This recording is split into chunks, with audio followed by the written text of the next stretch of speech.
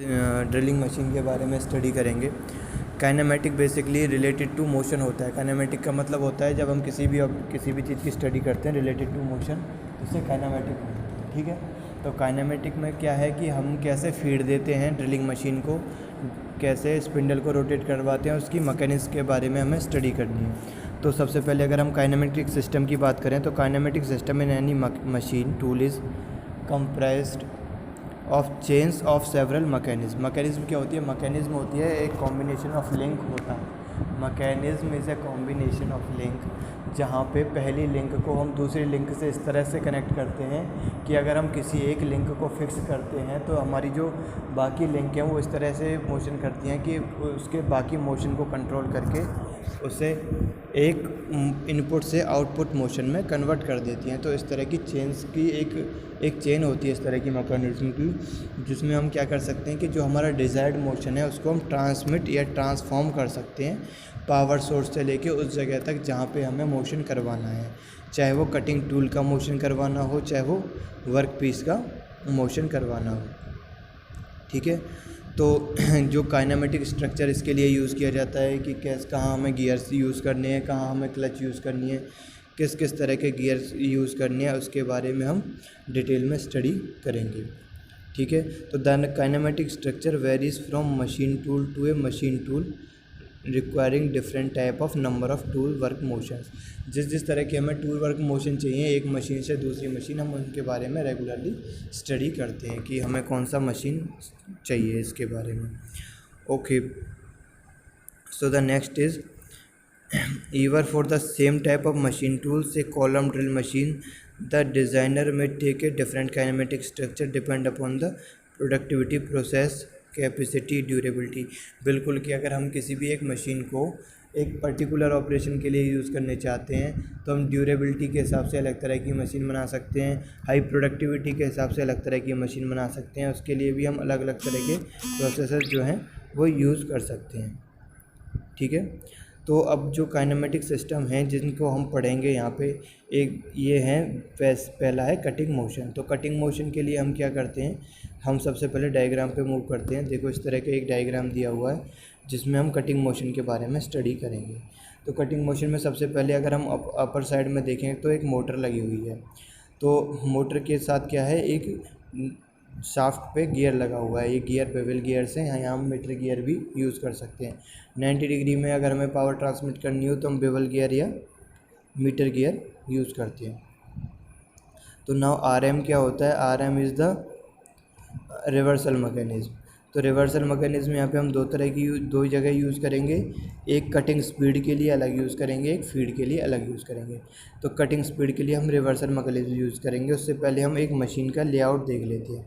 सबसे नीचे बेस होता है, जो फाउंडेशन होता है फ्लोर के, उसको बोल्ट के नट बोल्ट मैकेनिज्म के साथ इसको फिक्स किया जाता है। उसके बाद जो बेस है, बेस के ऊपर बेड फिक्स होता है एक साइड में, और दूसरी साइड में उसमें कॉलम दिया हुआ है। तो बेड के ऊपर क्या होता है, क्लैंपिंग टूल्स होते हैं जिस पे हम वर्क पीस को इजीली क्लैंप कर सकते हैं। अब कॉलम होता है, कॉलम में सारे गियरिंग सिस्टम और जो भी मैकेनिज्म होती हैं वो होती हैं। उसके बाद क्विल होता है, क्विल के अंदर अब क्या होता है, स्पिंडल लगा हुआ होता है जहाँ पे हम ड्रिल टूल लगा सकते हैं। अब हम क्विल को पूरे को अपवर्ड डायरेक्शन में मूव करवा सकते हैं जैसे हम चाहें। उसके लिए हम मैनुअल मैकेनिज्म भी यूज़ कर सकते हैं और चाहें तो उसके लिए हम गियरिंग सिस्टम भी यूज़ कर सकते हैं। लेकिन जब हमें फीड देना है तब हम गियरिंग सिस्टम यूज़ कर लेंगे क्योंकि वो इजीली रिलेट हो जाता है हमारे कटिंग स्पीड से। जब हमें इसको मैनुअली अप डाउन मूवमेंट करवाना है तब हम अलग मैकेनिज्म यूज़ कर सकते हैं। तो चलो हम इसकी सबसे पहले रिवर्सल मैकेनिज्म ऑफ स्पीड देखते हैं। तो यहाँ पे गियरिंग सिस्टम है सिंपल। इसमें क्या होता है कि गियर कनेक्ट होता है जो हमारी मोटर है जिससे पावर आ रही है, या पुली से भी कनेक्ट हो सकता है। तो जब पावर आ गई तो वो रोटेट करना स्टार्ट करेगा और हमने इस मोशन को 90 डिग्री डायरेक्शन में चेंज कर दिया। अब 90 डिग्री डायरेक्शन में जो हमारा शाफ्ट लगा हुआ है वो शाफ्ट के दोनों तरफ गियर लगे हुए हैं, जिधर से हम मोशन चाहें उधर से दे सकते हैं। तो गियर अगर लगा हुआ है तो एक गियर से दूसरा गियर कनेक्ट है जो कि दूसरे शाफ्ट पे लगा हुआ है। अब उस शाफ्ट पे और भी गियर लगे हुए हैं जिन्हें कि हम आपस में कनेक्ट कर सकते हैं। अब उस शाफ्ट पे जो गियर लगा हुआ है वो तीसरे शाफ्ट के गियर से कनेक्टेड है और तीसरे शाफ्ट का गियर चौथे शाफ्ट के गियर से कनेक्टेड है। ठीक है। तो उस अलग अलग दो दो गियर हम यूज़ करके एक इस तरह से मैकेनिज्म बनाई हमने कि जो हमारी मोटर की स्पीड आ रही है वो हमने यहाँ पे इधर इसको ट्रांसफ़र कर दिया जहाँ पे हमारा स्पिंडल लगा हुआ है। अब स्पिंडल के साथ स्पिंडल यहाँ तक गियर पे आ गया, अब इसको स्पिंडल पे अगर ट्रांसमिट करना है तो दोबारा से हम बेवल गियर या मीटर गियर यूज़ कर सकते हैं। अब जो बेवल गियर जो हमारा स्पिंडल के साथ कनेक्ट होगा उसके सामने हमने एक वॉर्म व्हील भी लगाया हुआ है जिसके साथ हम अटैच करके इसको अपवर्ड और डाउनवर्ड डायरेक्शन में मूव करवा सकते हैं। तो अलग अलग हम गियर सिस्टम यूज़ करके अलग अलग स्पीड बना सकते हैं और उन स्पीड से हम स्पिंडल को रोटेट करवा सकते हैं। अब क्योंकि हमारे पास मोटर लगी हुई है तो मोटर का हमें एक फ़ायदा होता है कि हम सर्किट को अगर हम चेंज कर दें तो जो रोटेशन है रोटेशन की स्पीड भी चेंज हो जाती है। तो जैसे ही हम सर्किट चेंज किया, रोटेशन की डायरेक्शन चेंज हो गई, हमारा स्पिंडल भी अलग डायरेक्शन में मूव करना स्टार्ट हो गया। और ये सारा प्रोसेस हमें एक्सप्लेन करने में इतना टाइम लगता है, लेकिन ये इतनी क्विकली होता है कि सेकंड और माइक्रो सेकंड का टाइम लेता है। तुरंत इसकी स्पीड रिवर्स हो जाती है विद इन फ्यू सेकंड, जैसे ही कि हम एक सर्किट को चेंज करते हैं। ये बात हुई हमारी रिवर्सल मैकेनिज़्म फॉर स्पीड। अगर हम रिवर्सल मैकेनिज़्म फॉर फीड की बात करें तो जहाँ पे ये जो वॉर्म लगा हुआ था वहाँ एक और बेवल गियर कनेक्ट है। अब ये स्पीड जो ऊपर हमारी आ रही है, क्योंकि स्पिंडल घूमेगा तो ये भी घूमेगा, जब तक स्पिंडल नहीं घूमेगा तब तक ये भी नहीं घूमेगा। तो अगर स्पिंडल रोटेट करना स्टार्ट कर दिया हमारा तो नीचे भी पावर आ जाएगी इस पर। अब इससे भी अलग अलग तरह के बेवल गियर कनेक्टेड है। अब बेवल गियर के दोनों तरफ क्या लगे हुए हैं, हमारे गियर लगे हुए हैं जो दूसरे गियर से कनेक्टेड हैं, जो कि अदर शाफ्ट पे लगे हुए हैं। अब उस शाफ्ट पे और दो गियर माउंटेड हैं जो कि तीसरे एक शाफ्ट से कनेक्टेड हैं।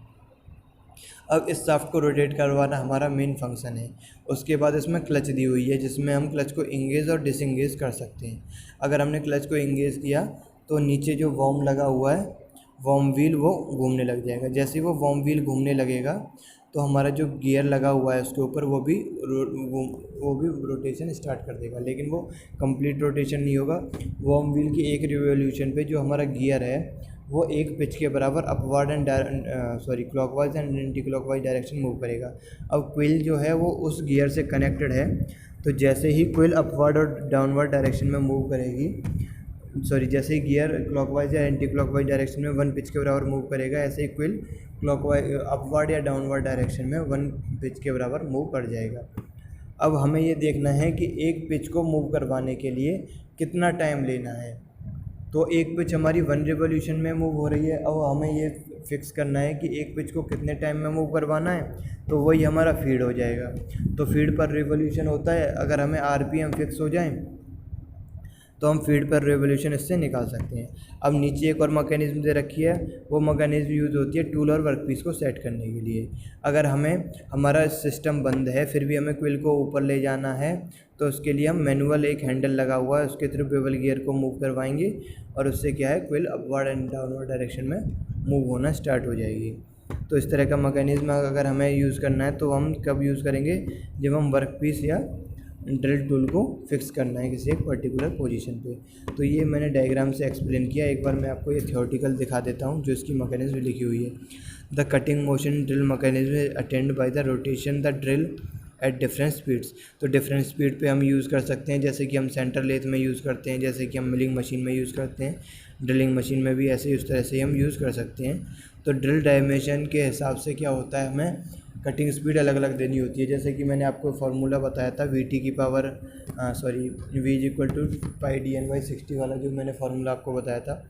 तो V यानी कि कटिंग वेलोसिटी हमें अलग अलग चाहिए होती है डायमीटर के हिसाब से।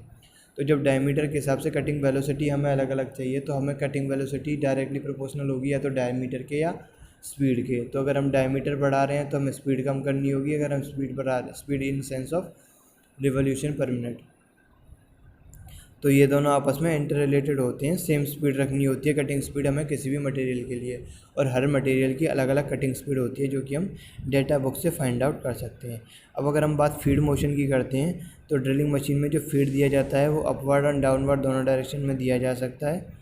तो उसकी भी एक पर्टिकुलर रेंज होती है RMS के थ्रू, यानी कि reversal mechanism of feed speed से ही ये कनेक्ट होती है, रिवर्सल मैकेनिज्म ऑफ फीड, उसके हिसाब से हम इसे अपवर्ड एंड डाउनवर्ड डायरेक्शन में मूव करवा सकते हैं।